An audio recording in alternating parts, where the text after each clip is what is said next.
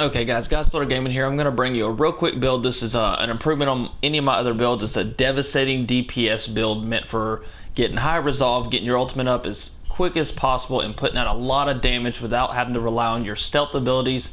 And I know guys, I know that's predominantly what the assassin does, but I'm telling you this is way more damaging. It works on Nightmare Survival, it works on Nightmare Story, it works on the raid, it works all the way around for everything you're trying to do, even if you do it solo. At the end of this, I'll give a real quick demonstration and show you how I ran the whole thing solo on Gold Severed Hearts. Didn't have any problems whatsoever. I think there was one time where I almost went down, but that was me being very casual and really taking my time, playing around a little bit, to be honest with you. But I mean, I ran through it without a problem. I can do this on any of the missions. You just can't open up only chests if you're running solo. So let's go ahead and dive into it real quick. I won't waste too much of your time. For my techniques real quick, I'm running Group Vanish. That's just preference, but it helps out and when you're doing survivals, especially if you're trying to revive someone. That's the predominant reason I use Group Vanish. The reason I'm running 1-1-1 here, guys, first of all, is we're relying on those extra 2 strikes for Shadow Strike. I'll explain that in a minute. The build, I want to be able to, when I do a stealth attack, even though this is not a stealth build, I want to be able to get in there quick and get in, get out, do my damage, take half a bar, take all the bar, and just move on. So inflicting 30 more percentage damage during assassinations. That's pretty self-explanatory. I could run stronger stealth attacks, but once again, this is not meant to be a stealth build. This is a high DPS, damage per second, ultimate build, and it's the best and strongest one I've used so far. Alright, let's go ahead and run gear. I'll show you my details. I'm running Master Katana. I love the versatility. I like being able to switch stances. That's pretty self-explanatory. You want melee damage and melee resolve gain because the whole point of this build is to keep your ultimate up as much as possible and to bang out those 5 Shadow Strikes, take out as many enemies as you can, especially Onis on big waves where you're doing Nightmare, you're doing Gold, and you're doing where all the Spear Oni come out, or even the big fat Oni. Whenever they come out, you want to be able to put them down as quick as possible because they seem to be the leading causing factor that kills most people when I play with them. So you want high melee damage, melee resolve gain, and I use Way of the Flame for a reason. The predominant reason I use Way of the Flame is because it's a stunning attack. It doesn't just catch them on fire, it keeps them off you just for a second. So say you're trying to pick someone up, you can pop that flame real quick. Even with a shield bearer, an Oni, you can hit them real quick, catch them on fire, grab that teammate, plus it still does damage, guys. Bomb pack, you definitely want to run blast radius and status effect damage. The reason being, you want to hit the most amount of opponents or enemies at one time. That's why blast radius is so important. And I also want that blast to catch them on fire. That status effect damage is going to allow them to stay on fire longer. It's going to allow them to stay damaged. Okay, obviously assassin a lot. That's the only way I can run this with the assassin. Now, a lot of people ask me why I'm using a melee charm over an assassin charm, because once again, I'm not trying to rely on my stealth abilities, even though I am an assassin. A lot of people don't know the assassin can deal a lot of damage. But I'm not just talking about with their stealth. I don't want to have to rely on that too heavily. On a lot of aspects and parts of the raid, on Nightmare, you can't always use stealth all the time, or your cooldowns isn't, quick enough. You really need to be able to dish out that damage in sword play. So I'm running melee damage to stack up with the melee damage at the top with the Master Katana. It almost gives me 24%. It's a little bit below that, not much. Ultimate damage and resolve increase. There's kind of like the bread and butter of this aspect. So I'm trying to do as much damage with those 5 Shadow Strikes as I possibly can. And I want my resolve increase because that gives me an extra bump. That extra little dot down there on the resolve gives you 4 of them. That allows me to get my special quicker and allows me to have that extra resolve for my healing gourd, which we'll talk about that in a minute. Dirt throw, okay, cooldown reduction. You definitely want cooldown reduction on dirt throw because you want to get it as often as possible. Damage increase, you want it to be able to put out some damage even though you're not trying to kill people with it.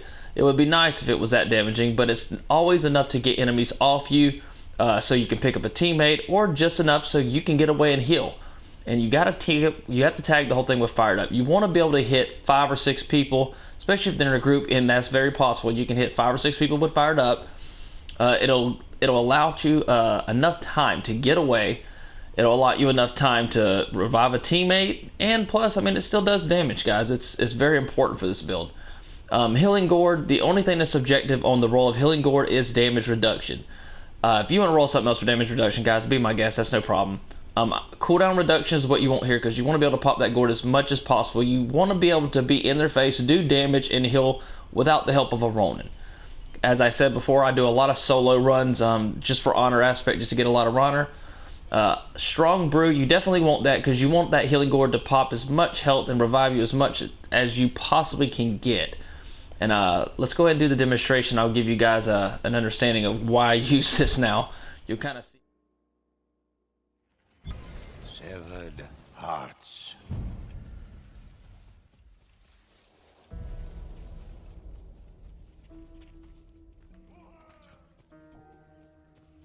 Careful of the Tengu! The harsh cawing of crows filled the ghost's ears as they prepared for battle.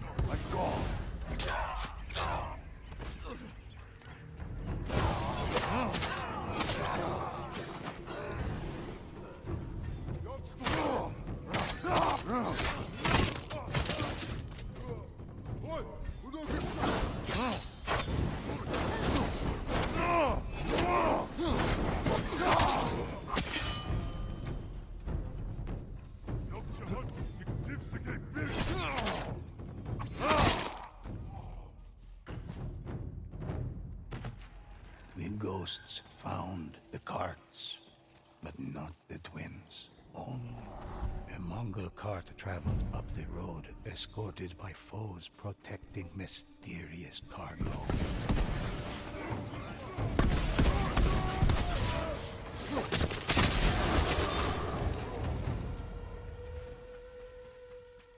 Ghosts heard Oni dogs barking and snarling in the distance.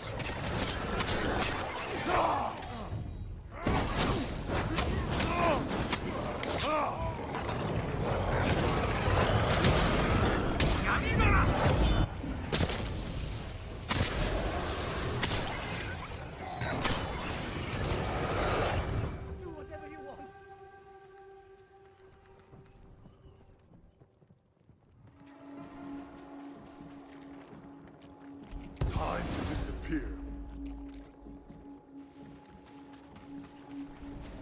The ghosts arrived at a war camp to confront its gruesome leaders.